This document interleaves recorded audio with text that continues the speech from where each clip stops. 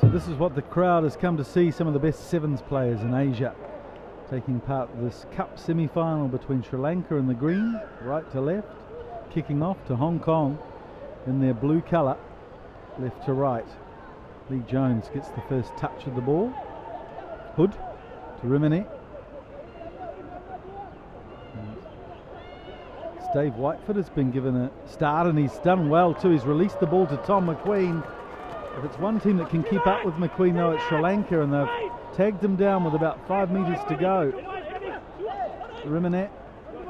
There's 2 or 3 numbers on the left here, but Hood decides to go himself. Just gets a metre away.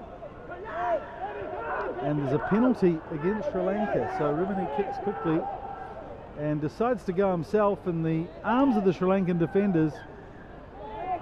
He's knocked it on.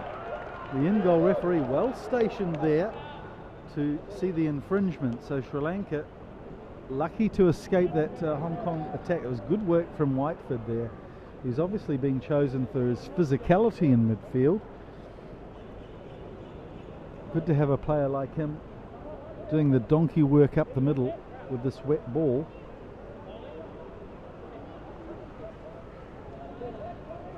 Comes back very cleanly to Marija, who puts his boot on it. Head up is after it too, and oh, he's outstripped McQueen here. Isn't this interesting?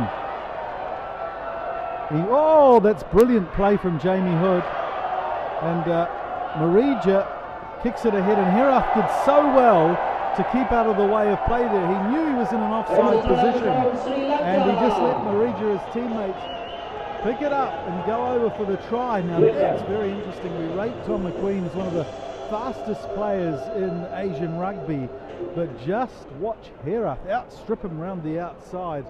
And we know Herath's ability too, although he's been quite quiet this weekend. And what a good sense of where he was, Herath there. Now Sri Lanka lead Hong Kong 7-2. Towards him, just got out of the way. So Marija was arriving at pace. So Marija takes the try, and Sri Lanka draw first blood.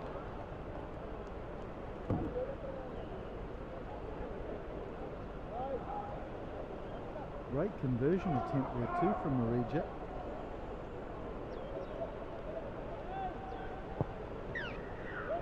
Well, Suria's got people in front of him, so he's given up a free kick. He did have to kick well from behind the halfway line because of the huge puddle. Hood, Rimini. And here's Hewson. He'll suck up some defenders. Looks like Peters is out there now. Here's Hood. Oh, gets smashed in an excellent tackle from Susampa. McQueen goes in to help out.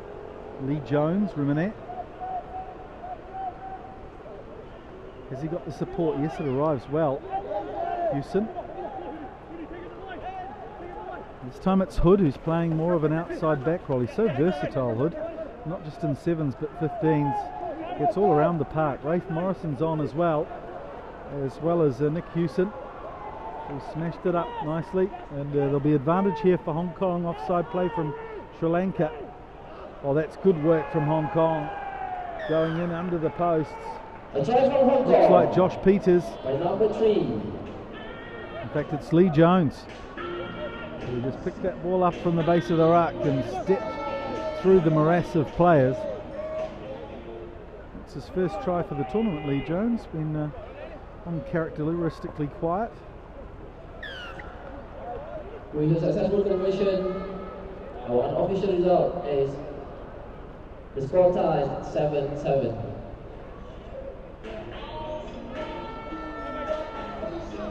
Well, it's a great evener. The wet conditions adds to the excitement of the game, and the skills have been good so far too.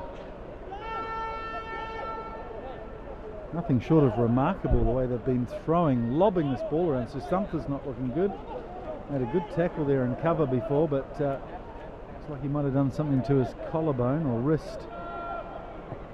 Rimanet goes deep this time to Surya Bandara. Marija. Hirath.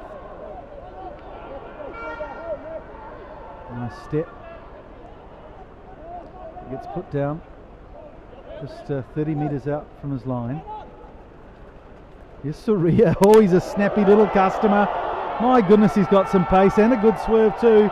He's leading Jamie Hood a merry dance and then puts on the accelerator, dives for a great try. What a brilliant individual effort from Surya Bandara. And he's really putting his hand up for player of the tournament, that man. Quick little customer.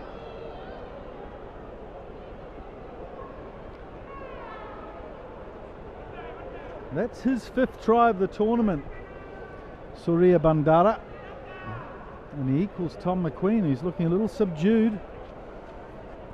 I was quite surprised by Sri Lanka's performance in day one. They beat Kazakhstan 21-0, lost to Japan 14-29, and they just seemed to ignore Hirath on the wing, on the right wing. And we saw flashes of brilliance from Surya Bandara. Today, they put the accelerator down. They really diffused the difficult situation of taking on the home team, Malaysia. A very good performance against the home team, 29-10 victors.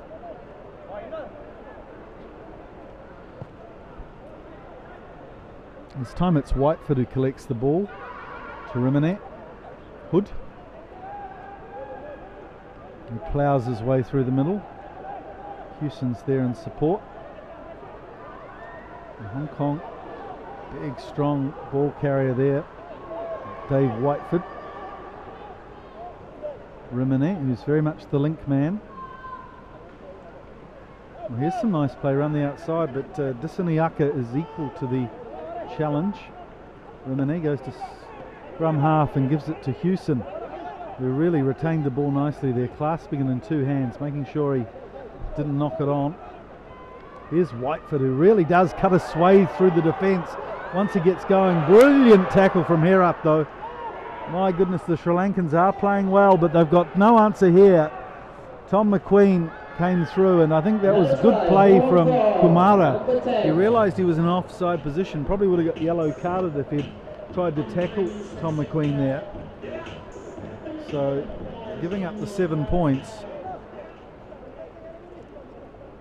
but at least staying on the field. And that was good basic play from Hong Kong there, 2-pronged straight running, first from Nick Hewson and then Dave Whitefoot with a brilliant break. Well, that could be a very important conversion there from Ben Rimanet. The first half of the match. He's managed to convert that one. And he's put Hong Kong ahead 14 points to 12 at half time.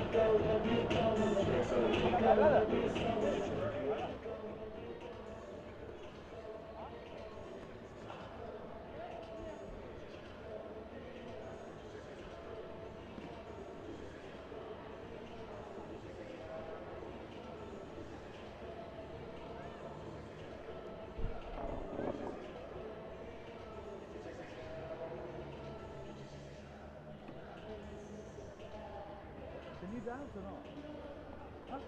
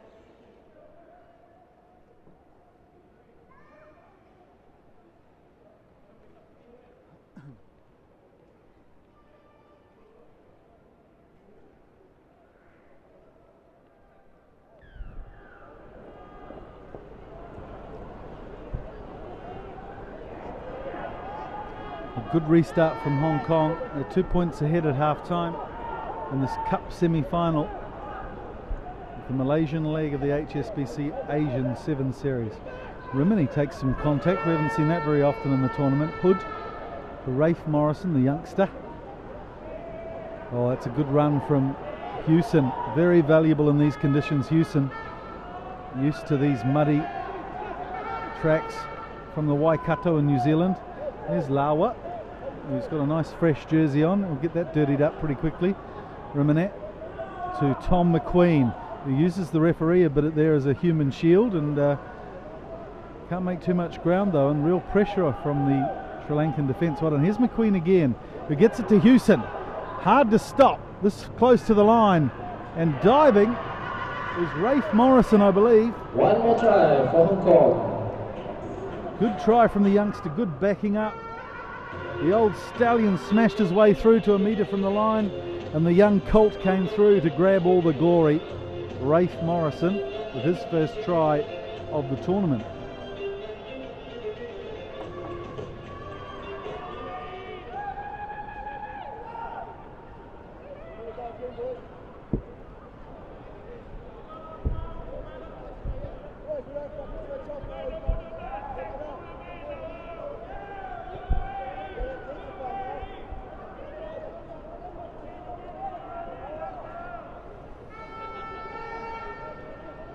So Sri Lanka staying in touch here. Unsuccessful conversion, 19 points to 12. If they can get a converted try here, we'll see some more extra time.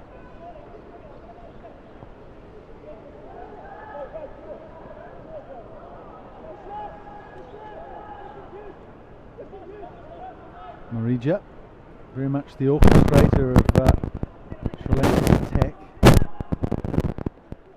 Hood goes down on the ball. McQueen drives in nicely as well.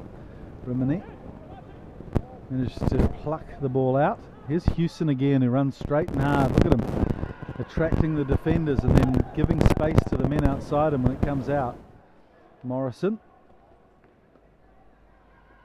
out to Lee Jones, the man they call Squeak, also from the Waikato. Oh, McQueen goes round the blind side. Manages to slip away from the first tackler as well, but gets dragged down, and it falls so nicely for Lee Jones.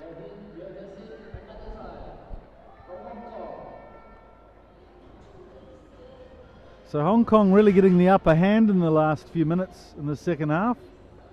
Lee Jones with his second try of the game. Hong Kong leads Sri Lanka 24-12.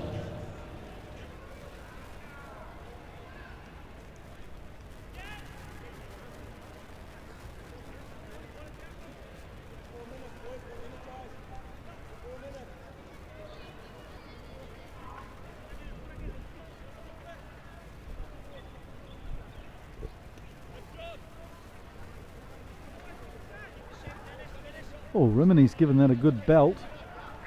Just slides to the right. So score 24 points to 12. It's all uphill for Sri Lanka from here.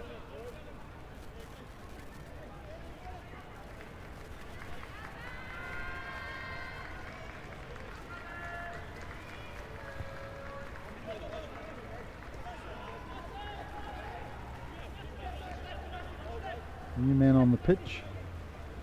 Wate, I think. It's not a good kick, and I think getting a bit scolded there. Actually, it's Shamil asked to hold on to the ball by his teammates.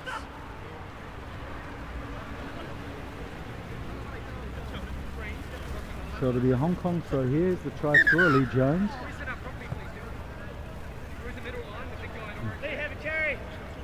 A man who reputedly possesses the biggest guns in Hong Kong rugby.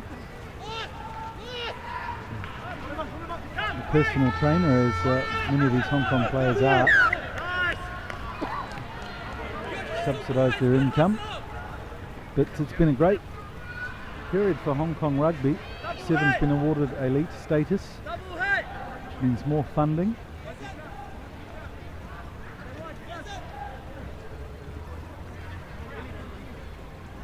And And Hong Kong, if they can hold on to this lead, will play the winner of the Japan-Korea clash, which is up next. Malaysia just couldn't get the ball. Here's Lawa. Good strength from Lawa, but he's managed to get away from Shamil. He's done a really good job here too. He's plucked it on. Looks like Dennis Chang is over in the corner. He's just come on. By Hong Kong. And what better way to celebrate the entrance into your game than going over in the corner and muddy up that lovely face of yours.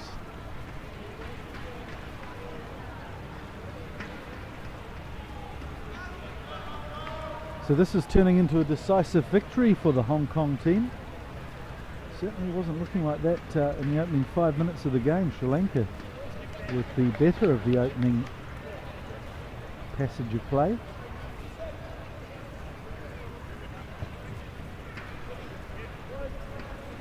Rimini's had 3 kicks from out there on the right. Practically given up, I think, on converting any of those. That was Chang's first try of the tournament. And Tom McColl's on the pitch as well, so all 12 players getting a run out for Hong Kong.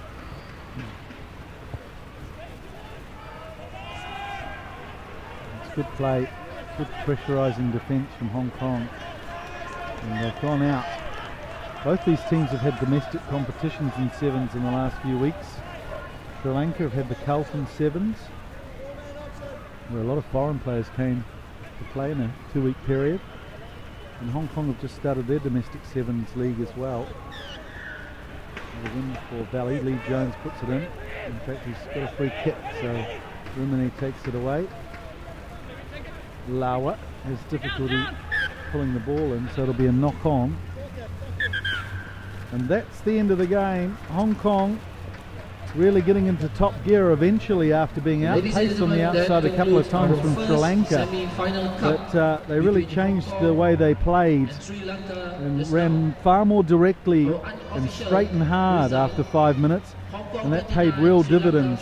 Plaudits to Dave Whiteford and Nick Hewson for their strength, and they really set the victory up, a great platform by half time, and they really pushed through in the second half to defeat Sri Lanka quite decisively, 29 points to 12.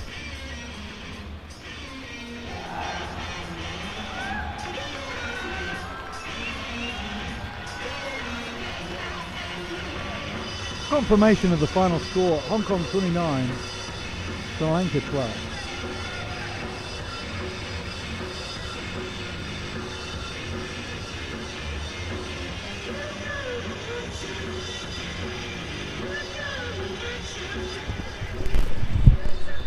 Ladies and gentlemen, let's give it up to our second semi-final cup between South Korea and Japan.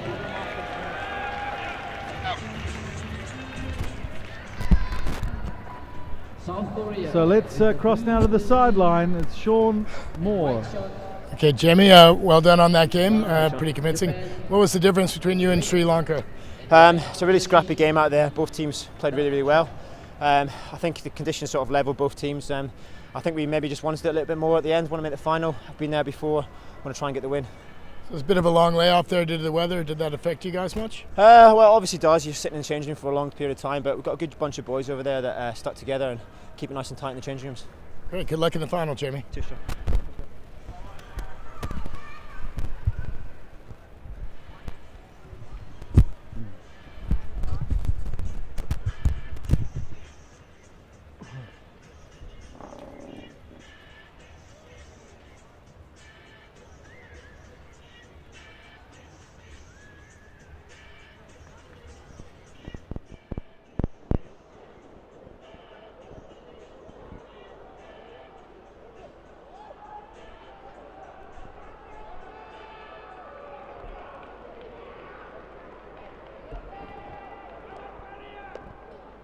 Mr. Fazli and Mr. Shah.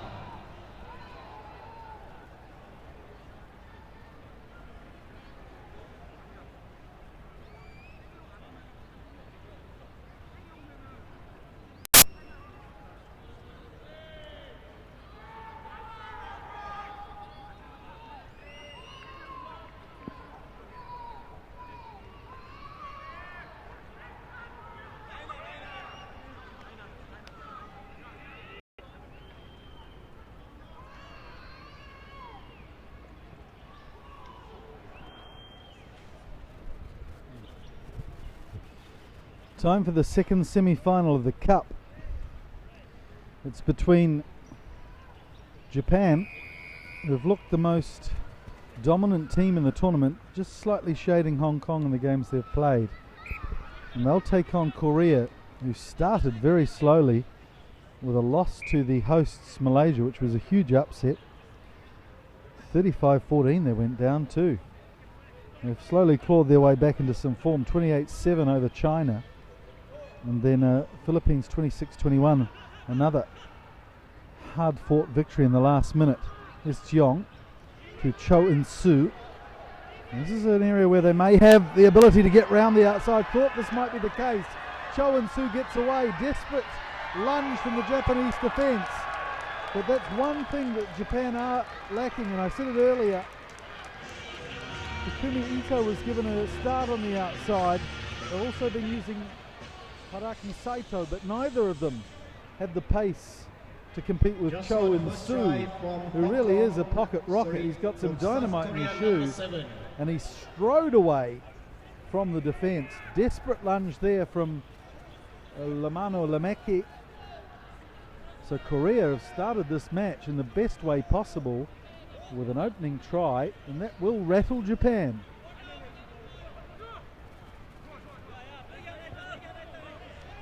And Oh Yun-hyun has got the conversion as well.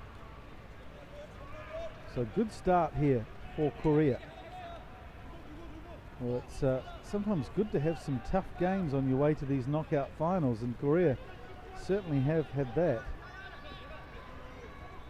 Well, strangely enough, that is Cho In-soo's first try of the tournament. He's shown some fantastic pace around the outside, but that is his first try. Here's Han Kuk-kyu, who'll relish these sloppy conditions underfoot, using that big frame to his benefit. He saw how the Hong Kong players used their strength and power, so he's more than able to match them in the style of play. Kim Jong-min took it in midfield. It's a difficult ball for Jeong, but he gets away, but he's got no support. Kim Jong-min gets around and manages to dive on the ball to claim it, and Japan, I don't know what's going on there. Ozawa was all over the scrum half, but referee Lothian has decided to ignore that. Well ahead of the ball, took out the scrum half. Could have been a knock on just at the same time by the looks.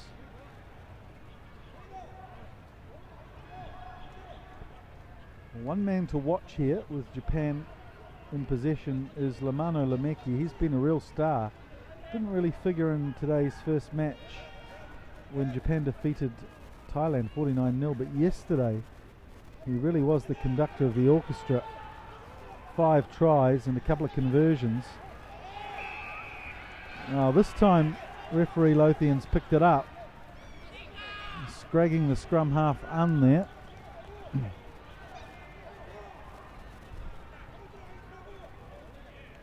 Now this is a real surprise that Korea have opened up like this.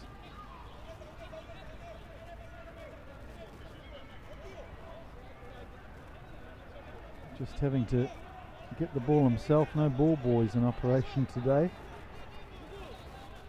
So it's Oh Yun-hyun will take the tap. Kim Jong-min gets it inside to the captain, Yoon Tae-il. Kim Jong-min's really getting involved in this game. Park Hwan arcs and then straightens and smashes into the Japanese defensive line. A chance again, although Cho In-soo was just a little bit wide there. Here's Han Kuk-kyu, who really does get up to play against the Japanese. No love lost there. Went backwards, I think. No. Little knock on there in the base of the ruck. Unlucky for Korea. Well, they've started this game fantastically.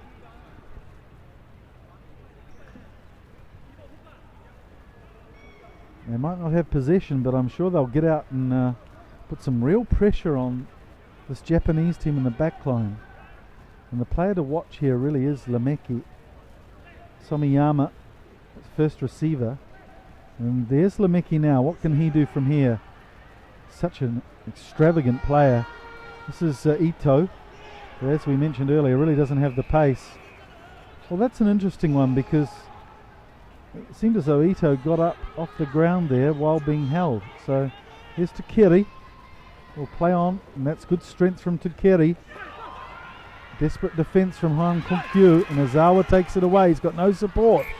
So Korea are able to bundle him out on the sideline. Well, we've seen a little selection of the crowd here today waving Japanese flags up in the grandstands, but they haven't had much to wave about so far in today's game, in the semi-final. Korea with the upper hand so far.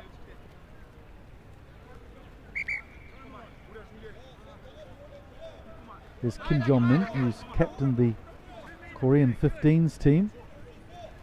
Favourite player, Richie McCaw, plays open side flanker himself in 15s. Great athletic player. Also a big baseball fan, as so many Koreans are. In fact, he's very good friends with the Suwon Blue Wings captain in football as well, Cho Won-hee. So a wide variety of sporting interests, Mr. Kim Jong-min. So normally a standoff. O has gone into scrum half. Nice football skills again. A lot of these Koreans do play soccer and baseball at a young age. Cho In-soo just always started offside. Got the call from the assistant referee, I think. Referee Lothian. So Japan with a chance to strike back just before half time. Lemeki. And they've really identified Lemeki as the one to watch, haven't they? Oh, head high tackle. That's interesting. So Suzuki takes it. Lemeki again. They're really looking to Lemeki. Oh, Tunkeri has made a meal of that pass. Just looked up to Surveyor's option. So that is half time. And Korea managed to keep Japan scoreless in the first half. A Herculean effort from the Koreans. Can they sustain the pressure and the intensity, though, in the second half? That will be the interesting thing to watch. Stay with us as we stream live on YouTube. Confirmation of the score, 7-0, here at the HSBC Asian 7 Series. The match between Japan and Korea. With Korea lead Japan 7-0.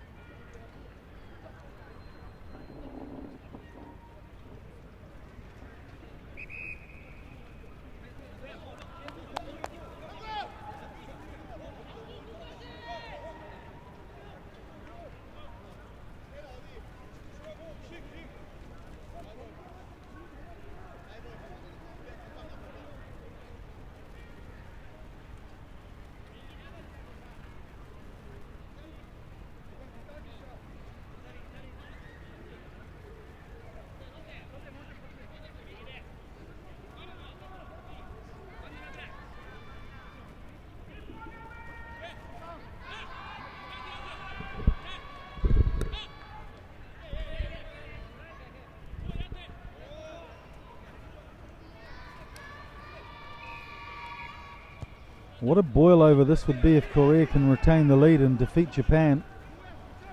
Still 7 minutes of play ahead of us though, so let's not count our chickens as Lemeki finally breaches the defence of Korea.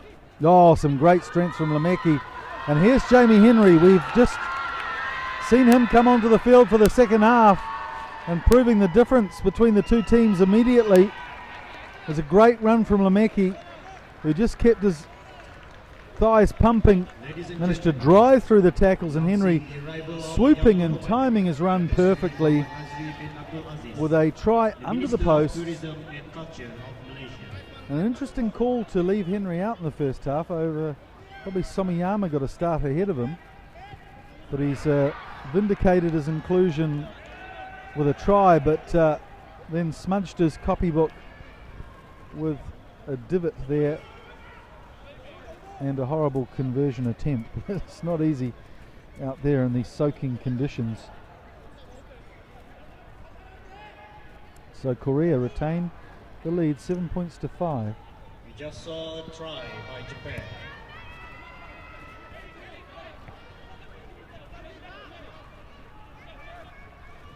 This is Yoon Tae-il,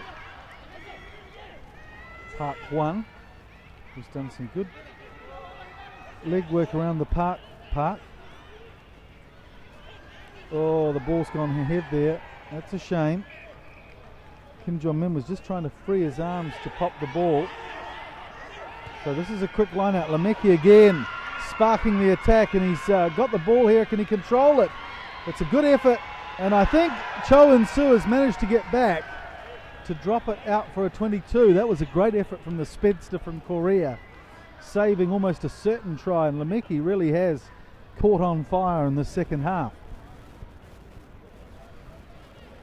The chip and chase there from Lamano Lameki.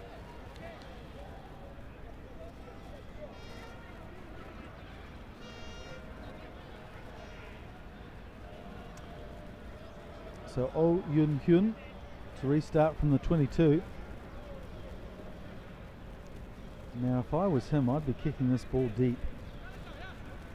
Just pushing it back and trying to pin Japan down in their territory. Oh, he's kicked it shallow, and that was an outrageous chance there for Saito, who's knocked it on. So the youngster, Kang Jin-gu, takes the ball. Oh, Lameki smashes Oh Yun-hyun in the tackle. Now it's Han Kuk-gyu, a real steam train, and he gets head-high tackled, so he'll get the penalty. Well, the two Polynesians getting very excited, trying to pin Korea down in their half, and both Lameki and Tunkeri there with some pretty scary tackles. Lameki gets the yellow card. So Korea here with the upper hand, and an injury here to Korea. Han Hong-kyu got one across the chop, so the physio and manager Tana Oh, who spent some time down at the Petone Rugby Club as a physio and player, hence the nickname Tana, comes on to help out Han Kung-kyu. So they've managed to nudge it down into Japanese territory. It's Suzuki who feigns to kick Tunkeri, who gets a little bit of touche there from Han Kung-kyu. Good hit, but Tunkeri gets to his feet. In fact, it's Henry. And this is good play from Japan. It's Saito who kicks his way through the tackle. Good work from him. Tunkeri picks it up and picks and rolls.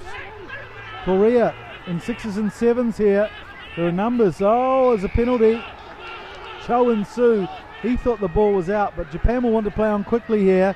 And Suzuki, the veteran of the team, has the peace of mind to squirt away for the try. They're one man down, but they managed to get a try to get their nose in front. Very heady play there from Suzuki. And some good strong work from both Saito and Tunkeri down the right flank. They really did fragment the Korean defence, and well, the Japanese had 3 outside. They were screaming for the ball, but then Cho In-soo going in to kill it. Suzuki, quick tap and away he went.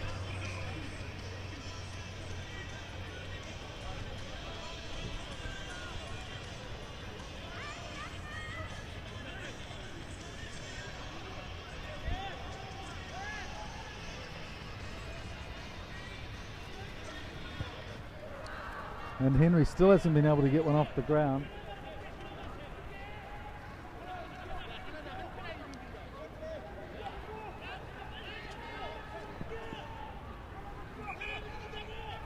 With that uncompleted try is now Japan leads Korea. Well, look at that. Lameki's back on the field after his yellow card. And Japan are 5 points the better. That doesn't happen very often in sevens rugby. 10 points to 7 they're leading. So all Korea need to do is get a try. Easier said than done, of course, in these sloppy conditions. Oh Hyun-hyun Sees the ball disappear over his shoulder, but manages to recover well. They've had to sacrifice a few men to the breakdown here, Korea, though. Kim Jong-min. There's a new man on the field. I think it's An Sen-hyuk. Oh, that's a lovely take on his fingertips from Kang. Tries to get around the outside of Saito, but can't manage it. Ball squirts out. Here's Suzuki again. Saito takes the ball on his thigh. Great ball skills from the outside back. And again, some good play from Suzuki, the veteran, the 32-year-old. The youngster Kang Jin-gu got the ball. He fancied his chances round the outside. But the further he went round the outside, the further he ran away from his support. And he was made to pay when he went to ground. Saito and Suzuki ganging up on him, robbing him of the ball and going over for a try. It was a lovely take there from Saito, just managing to slap the ball onto his thigh as he ran at full speed.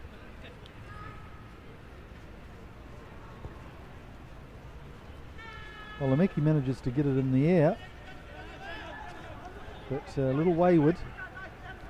So some breathing space here for Japan. They haven't been able to convert a try, but Japan now leads Korea 15-7. Beyond the 7-point cushion with only perhaps a minute left in this game.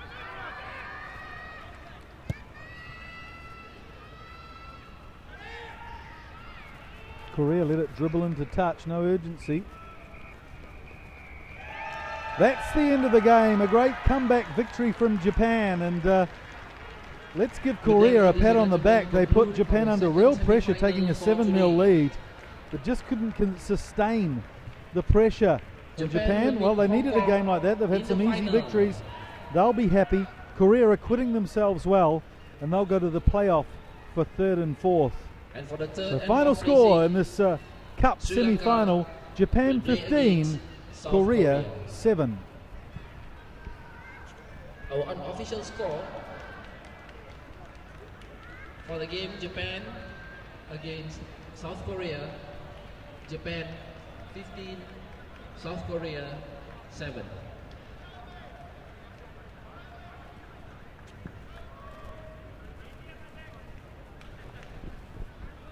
So just stand by. We're going to have an interview with Japan captain